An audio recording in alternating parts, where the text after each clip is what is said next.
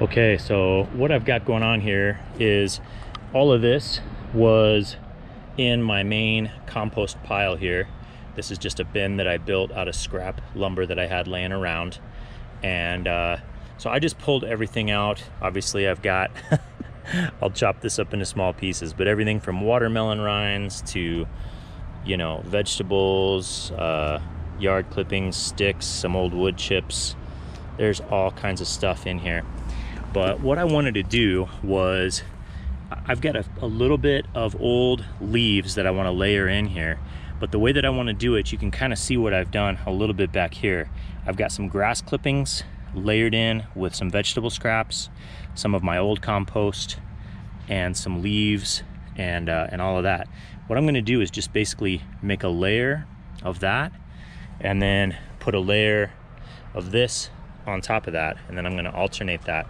This over here is fresh compost that I just sifted out. Now this is it's probably good to use as is. It's a little bit coarse, but you can kind of see that there are some sticks and pieces of bark and maybe some small rocks and things in there.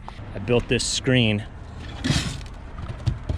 last year. I already have ideas on how I'm going to improve this, but basically what I do is I just get shovelfuls of composted raw material.